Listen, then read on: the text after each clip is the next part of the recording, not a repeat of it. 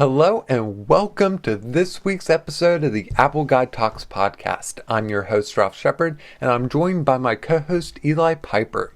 Hey. Join us tonight as we take a look at Fitness Plus, as it was just released this past week.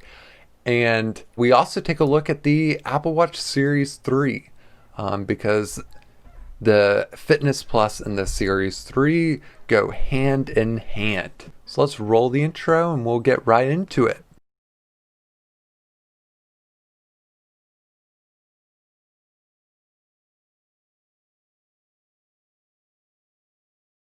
I think let's start off with Fitness Plus. You just tried Fitness Plus. Yeah. What were your thoughts on it? Okay, so in the beginning, I just want to start out by saying I'm not paying for the service. At least not yet. But would you pay for it? Maybe if I was more physically active, maybe. Okay. That's fair. That's fair. So I just got an Apple Watch Series 3 for my birthday. And my parents got it for me from Best Buy.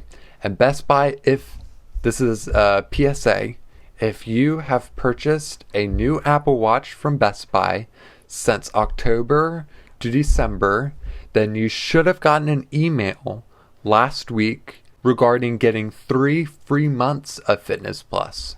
So if you did get your Apple Watch from Best Buy, be sure to look into that.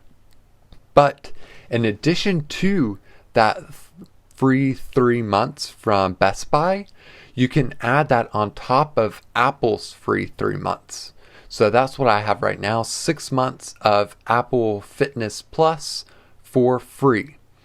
So I won't be an actual paying customer until June, I think it is. Now after that, the cost is $10 per month, or if you go the $30 a month route with the Apple One Premier plan, you'll get Fitness Plus and all the rest of Apple services. So the top of the line iCloud storage, Fitness Plus, News Plus, Apple Music, Apple Arcade, and everything else. And then you can, of course, share those benefits with your family with the Apple One plan. So that's the nice thing, too. One thing I was shocked about was even with these 6 months free, I was able to share these Fitness Plus benefits with my family. It's interesting that they allow people to do that for the free trial. I guess they're hoping that, not just you'll get hooked, but your whole family will get hooked. And then, everyone's going to want to get in on the Apple Fitness. So not only am I just getting 6 months of Apple Fitness Plus for free, but my mom, dad, and my sister are all getting it free for 6 months. So, first impressions of the service? Not bad. It's coming at just the right time. So what workout did you do on it? So one thing they have that's really nice and I really enjoyed, they have a beginner class that's set up like a show. So it's like cool. 10-minute workouts, and it's just it's the beginner's workout. That's what I started off with because I was curious about it, because I'm sure a lot of people who that's probably what most people start off with. Yeah. People who Apple are probably targeting with this are those beginner people. I imagine any of the other fitness fanatics probably have their own system or their own way of doing things. So that's what I started off with. And then I went to a HIIT class for 10 minutes, which was fun. And then I did a mindful cool down afterwards.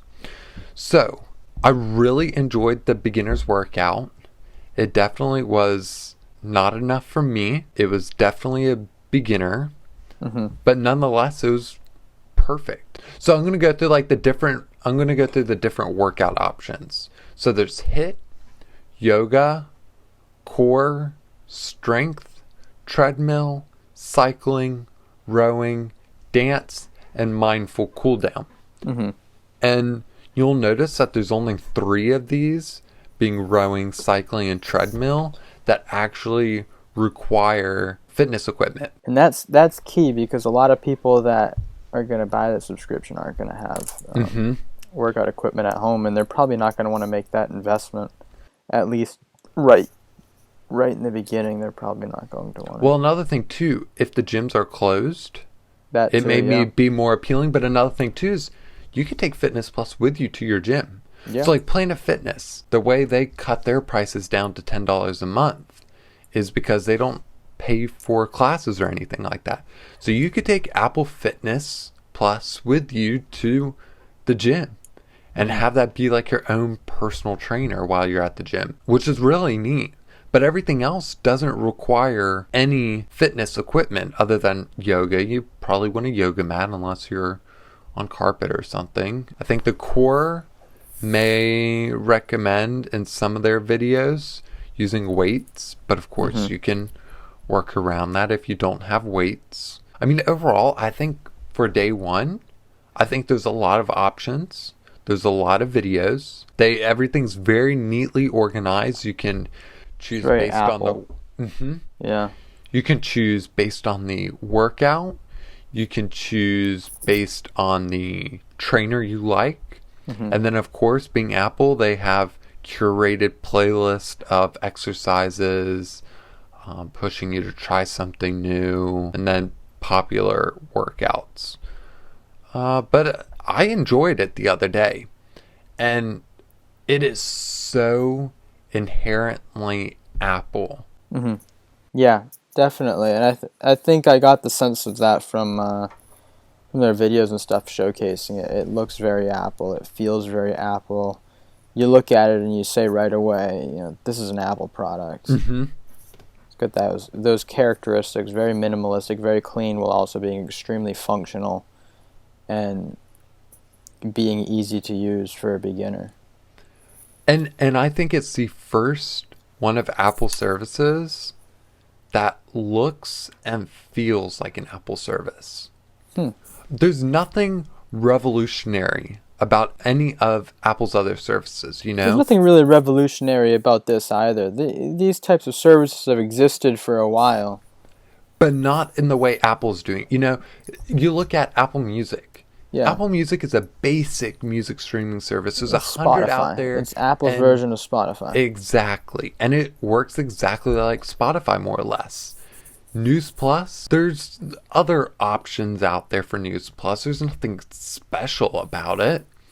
You can Google stuff and have all your news come up in the same style if you wanted to. iCloud storage. Yeah. You could buy storage from anyone. And you mentioned news. I've noticed a lot of, because I frequently use Apple News, a lot of the articles on Apple News that are behind their little paywall, I've Googled the article and had it come up for free on Google. So what's another one? Apple Arcade? Nothing special about Apple Arcade nothing at all. Yeah. But what makes Fitness Plus so special and so Apple, it's the one service Apple has that integrates with the whole ecosystem. And that's exactly what you expect from an Apple service. Yeah. So you have the integration with your Apple Watch and Fitness Plus. The Fitness app is available on your iPhone, iPad, and Apple TV, so you can start a workout from any one of those 3 devices that you have. And then as soon as you start your workout on there, or you choose which video you want to watch and work with, it immediately configures and starts that workout on your watch. Interesting. So it's not like if this program were something like YouTube, Yeah. you would have to go to YouTube, search for the workout you're wanting to do, find the workout, and then when you've found what you're looking for, you have to pause there and go to your watch and try to figure out how to configure it. Yeah. And you have to go in and you have to choose what activity you're doing and blah, blah, blah. Yeah. But with Fitness Plus, whenever you choose the workout you're going to do in the Fitness app on your iPhone, iPad, or Apple TV, it automatically configures it on your watch. As soon as you click play on whatever your device you're streaming Fitness Plus from, it starts the exercise on your watch. Which I think is really cool because that's something that no other exercise service does or has the ability to do, at least to my knowledge, that seamlessly. And then if you pause the video on wherever you're streaming Fitness Plus, it pauses the workout on your watch Yeah. seamlessly. Yeah. And then on your watch, you have full playback controls. If you want to control your media playback from your watch, you can do it there. Or you can, of course, do it from the screen of your iPad or iPhone or the remote for your Apple TV. So no matter which device you use to control your workout, what you do in one place will work with everything else that's in between. Yeah. And I think that's Apple. You know, we look at something like all of AirPods, all the AirPods that are out right now. You can pair your AirPods to all of your devices seamlessly Exactly. Yeah. without having to worry about turning off Bluetooth on your iPhone until you can pair your headphones to your computer, and then you can turn it back on your phone. Yep. Because if you don't turn Bluetooth off on your phone, your headphones are automatically going to pair to your iPhone again or whatever. Yeah. Exactly. Yeah. What you do to one device, it automatically does it for you on the other. You don't even have to think about it. Yeah. So that's one part of the integration. And then your instructor can also interface with the whole UI or the interface that's on the screen. Yeah. So normally while you're working out, on the left side you have your stats, your calories burned, your heart rate, and how long you've been exercising for. And all this information is streamed directly from your watch and lays over the video on whichever device you're watching on. And then on the right side, you have your rings, which shows you like your total exercise stats of the whole day. So you can see while you're doing your exercises in Fitness Plus as you're completing your rings. So that's a whole second half to the Apple Watch integration, actually. The stats that are being collected on your watch are being shown on the display of wherever you're watching. So you don't have to look at your watch or whatever. How long have I been exercising for? How far along are my rings? Yeah. It displays it right up there. And then once you complete your rings, for instance, you see a notification on the device you're watching from. Yep. And not on your watch. Your Yeah. TV suddenly or your iPad or iPhone suddenly becomes your dashboard of your fitness activity, so you don't have to look at your watch. Yeah. It's amazing how seamlessly it integrates, and I think it's one of the big strengths. A whole nother side of the integration is you have the instructors who can manipulate the stats that pop up on screen. So if the instructor references, I don't know, your heart rate, suddenly everything on the left side of your screen where it would show you the time you've been exercising, your heart rate, and your calories burned would all go away, and it would only show you your heart rate because that's what that instructor referenced. Or he'll say, check out your rings today. See how far along you are on your rings today. If you're close, keep pushing and get those rings done. Yeah. And what will it do? It'll drop down the numbers for your rings. So you see how far you are numerically. You know, you have to exercise for this many minutes more, or move this much more, or be on your feet this much more for the rest of the day to complete your rings. So the instructors, when they say something in reference to the stats on the screen, it gets highlighted. It points it out to you. You don't have to search for it. It comes to you. And then at the same time, to add on to the integration with the watch, integration through the instructor, you also have the integration with Apple Music.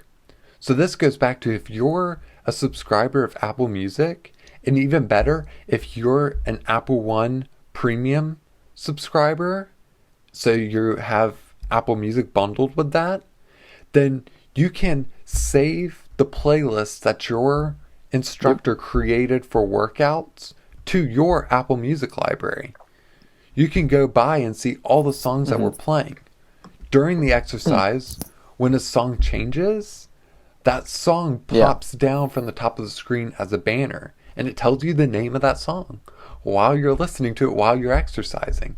And everything is just so clean, so organized, and think very well done. So would you buy it once your trial is over? And So, yeah, would you buy it once your trial is over? I don't think that it could be justified. But would you recommend it to someone who's, say, looking to getting into working out? And If they want to work out from home, yes.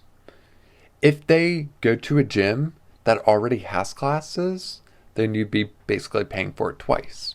But if you go to something like a Planet Fitness that doesn't have classes, it may be a good companion to that gym membership.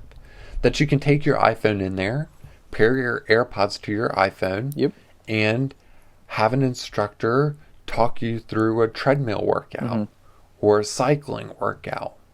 I can definitely see it being a companion to a gym membership where at gyms that don't have classes, you'll basically have a personal trainer. Definitely, that's definitely, I think, one of the strong points of it. You get your own personal trainer for and another nice thing too that I really enjoyed about it is every video has a preview.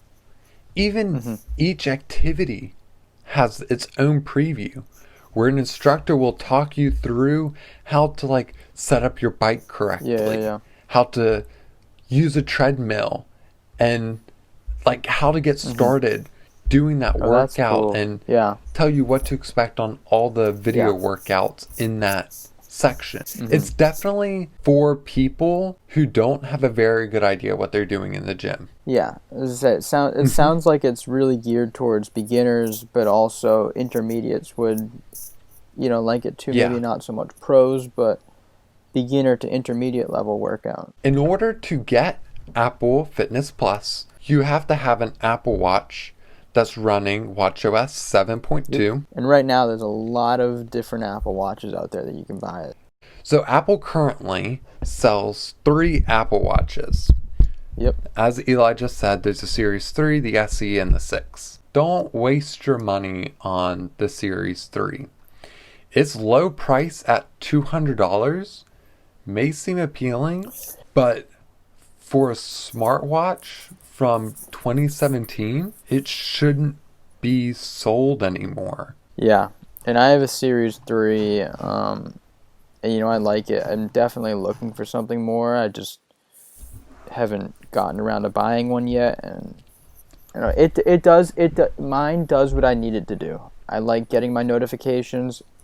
I like occasionally checking my email, phone calls and stuff.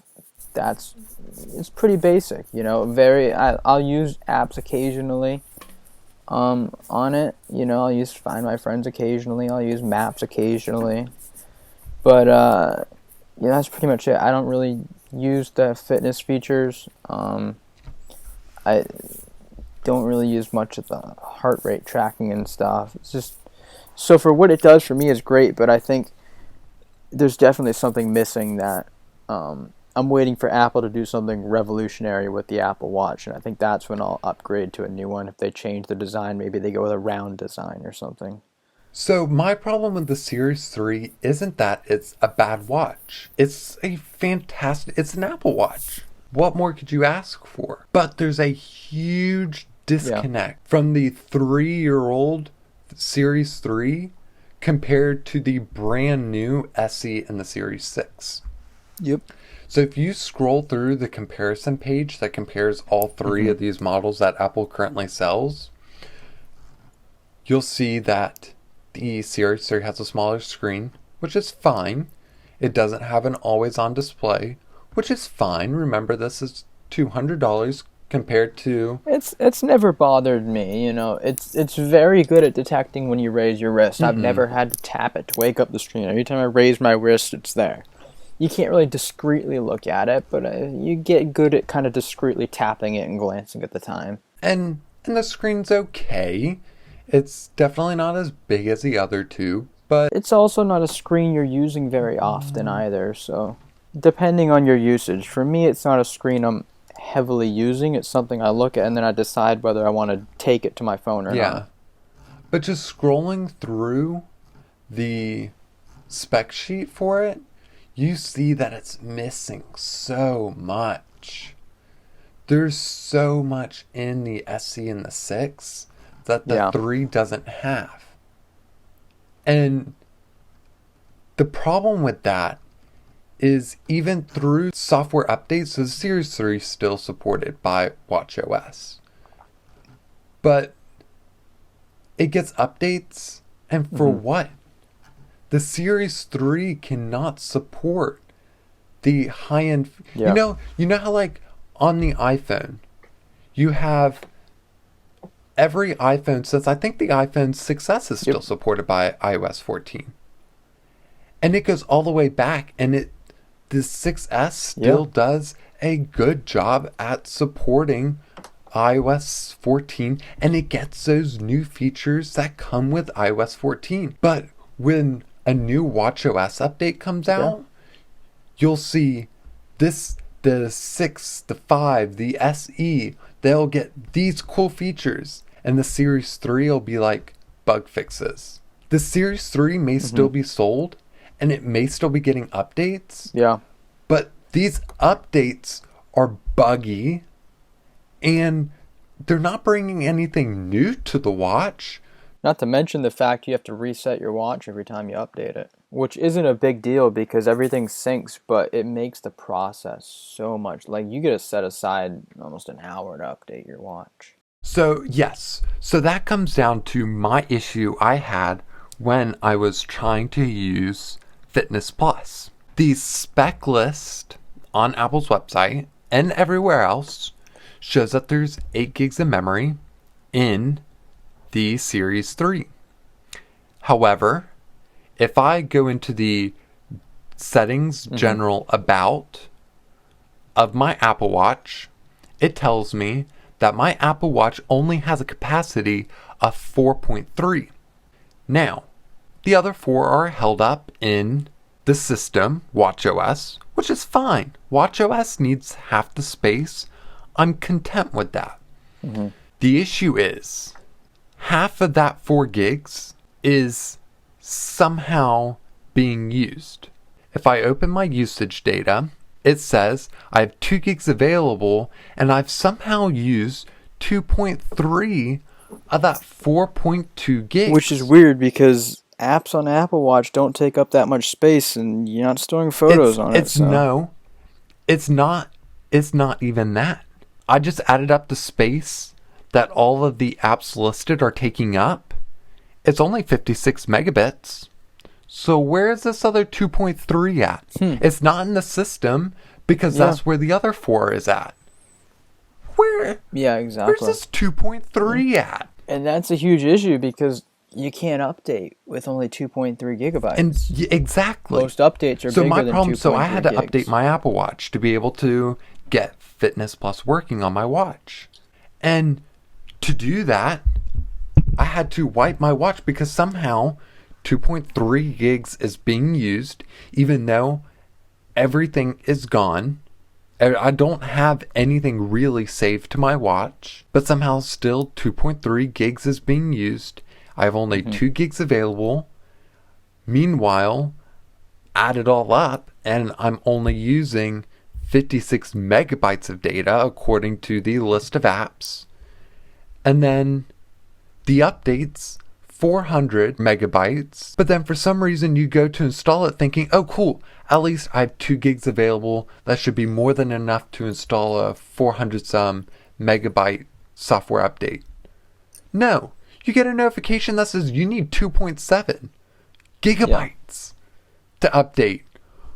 What? Why? Yeah, it's not good, and I don't understand it. I haven't been able to find any reasons why they do it, but I think Apple needs to fix it, or I think the better option, they just need to stop selling the Series 3. You know, the SE is very similarly priced. I think it's only $50 more than the Series 3, if I remember. $50 to $100 more, which you're getting a lot better watch for that Apple's price. And Apple's only answer to all this is unpair your watch from your phone and start it up from scratch. You have to reset your... Which is what I've done every time I update, which is why I don't so update my watch very frustrating. often, because the it's only such a way to pain update your watch is by wiping the whole thing? Why does this watch still exist? Why is it still being sold? Yep. It's a good watch, though. It's a good cheap Apple Watch. You know, I like having it, and I like knowing that if it breaks, I can buy one for fairly cheap. And at the same time, though, I also understand that Apple likes to support their hardware for years to come. But there comes a point that they need to figure out a more efficient way to do these updates. For the Series 3, at least. You gotta let it go. You gotta free up those 2 gigs that's mysteriously being used by something. Exactly. Which isn't an issue for the SE or the Series 6, because they have 32 gigs of memory. Which is more than enough. I think the storage is the only thing holding back the Series 3. I think so too, because I think it's a great watch. If it weren't for these issues, it's a great entry-level watch for someone who that's wants exactly what it is. Smartwatch functionality, But the responding space, to text. how are you supposed to... Now, I understand the Series 3 isn't made for running all your iPhone apps off your wrist. I understand that. That's fine. But to the point you can't even run a software update because space is being mysteriously used? And you have to, and Apple's only answer is to delete the apps you have on your watch, which for me is very few. And if that doesn't work, wipe your whole device. What? Which is pretty much the only solution, because the apps only take up a few megabytes. So. And the annoying thing is for my Apple Watch, I was able to tweak a few things and free up a couple megabytes to be able to install the update without having to erase my watch. But I had to reset my mom's Apple Watch. I spent forever trying to figure this out. It does take forever, and you gotta sync it again, and then you gotta download. If you don't have a strong internet connection, it can take a while. And this is all coming from Apple, the pioneer of simplicity. But for some reason, they're stalling when it comes to updating an Apple Watch. If that's an issue, then stop selling the Series 3 or put some more storage in it. That's the only thing it's missing. Figure something out. But I think for now, I would just advise people, if you're in the market for an Apple Watch, go with the SE. Don't go with the Series 3. If you can't afford the SE and you really want an Apple Watch, if the Series 3 is the only thing you can get, then get the Series 3. It's not a bad watch. Exactly you just have some shortcomings you're going to have to work around. But I think, in conclusion, the SE is better, but if you're pressed for a smartwatch, the Series 3 will get you by. You're just going to have to work with some quirks. Because they can easily up the storage in it. It is. And then rename it to, I don't know, Apple Watch Lite. Because that's what it is. But then it would be competing with the SE. No, it wouldn't. Not if the only thing you do is up the specs on it. Still, it would. Well, I'm talking for price point. Over it, If I was buying a new watch, I'd still just get the SE. It's gonna last you longer. Spend the more money and get a watch that's gonna last you, a few years, or get a watch that could be discontinued at any moment. But if you're shopping off of that idea, then you might as well get the Series 6. So's the SE. But the Series 6 is a lot of money. It's substantially more money. We're talking, $100 versus. So the Series 3 starts at $199, and I'm just saying for GPS models, all of these.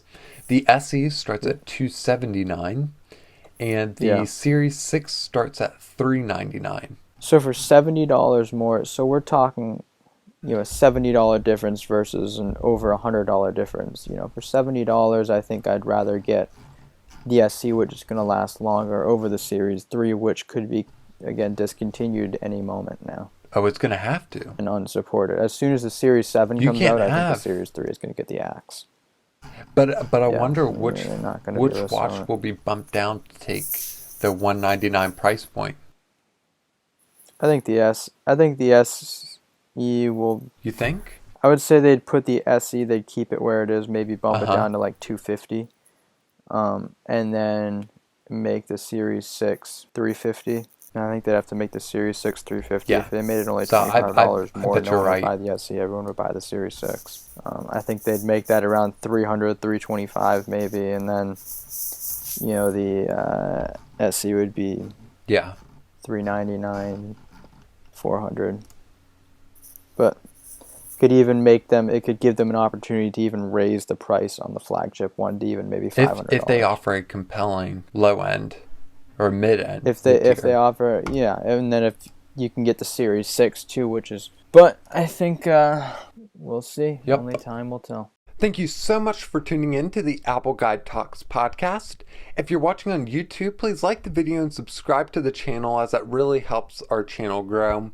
Also, check out the links in the description for more on the topics discussed today. And if you're leaving with more questions than answers, you can put those in the comments below. You can also subscribe to the Apple Guide podcast anywhere you listen to podcasts, and follow @AppleGuideWeb on social media for the latest updates from Apple Guide. Once again, thank you so much for listening, and we will see you next week.